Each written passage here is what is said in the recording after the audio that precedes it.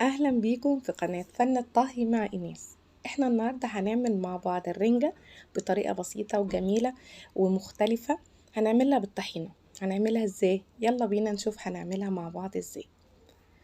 معانا مقدار من الرنجة على حسب الكمية اللي انت عايزة تعمليها، ومعانا البصل وليمون وطماطم وفلفل اخضر، ومعانا الطحينة ومية سخنة عشان الطحينة والزيت والكمون والشطة. دلوقتي انا هاخد الطحينة، هي الطحينة جامدة، هاخدها احط لها من المية السخنة اللي انا حطاها جنبي وهقلبها كويس، وهبتدي ان انا احط لها شوية من الكمون وشوية من الشطة، وهقلبها برضو كويس عشان كله يمتزج مع بعضه. وهجيب ليمونة وهعصرها عليها.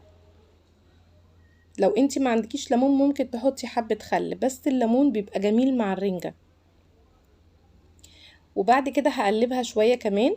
لقيتها دلوقتي ان هي يعني سميكة معايا، هفكها بشوية مية لحد ما اوصل للقوام اللي انا عايزاه، اللي هو لا هي خفيفة ولا هي تقيلة.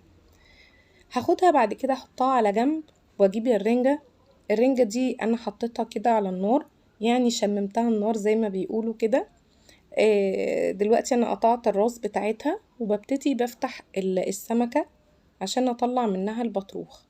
البطروخ ده انتي تقدري ان انتي تاخديله برضو الطحينة وعليه البصل والطماطم زي الرنجة بالظبط، وتحطيه في طبق يكون منفصل عن الرنجة لو انتي مش حابة تحطي البطروخ على الرنجة نفسها.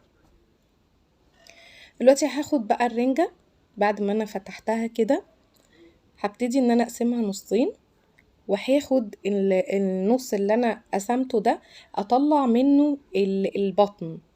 هاخد النص بتاعها وهطلع البطن بالشوكة بتاعتها كده علشان انزع الشوك منها. وما تنسيش طبعا ان انتي بتتفرجي كده لو الفيديو عجبك تشتركي في القناة وتفعلي الجرس عشان يوصلك فيديوهاتي. دلوقتي انا اخدت البطن بتاعتها، قطعتها من السكينة، قطعتها بالسكينة كده وطلعتها على جنب، وابتدي ان انا اقشر الجلد من اللحم بتاع الرنجة. هي اول ما انتي تشمميها النار كده بتحسي ان القشرة بتاعتها بتبتدي تنفصل عن اللحم. دلوقتي كده انا فصلتها، انا كملت التلاتة.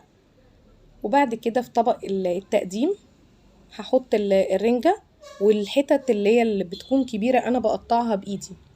تمام. هاخد بعد كده بقى الطحينة اللي انا مظبطاها بقى بالشطة والكمون، انا مرضتش احط ملح علشان الرنجة بيبقى فيها ملح، وهحطها كده عليها واقلبها كده شوية. وبعد كده هبتدي ان انا اجيب الفلفل واجيب الطماطم وابتدي ان انا احط عليها جزء جزء كده، امشيها عليها. حطيت دلوقتي الفلفل واجيب الطماطم واحط برضو عليها.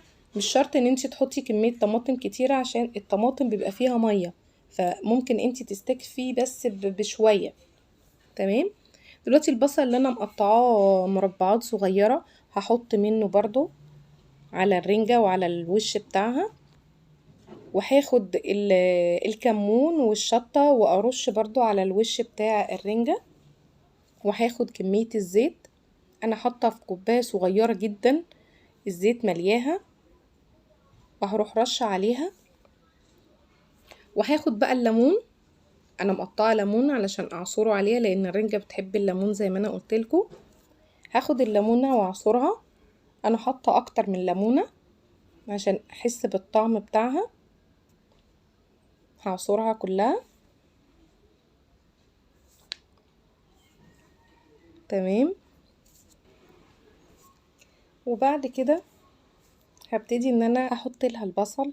انا قطعت البصل جوانح هو والليمون كده شرايح، وحطيته كده في الجناب في الطبق.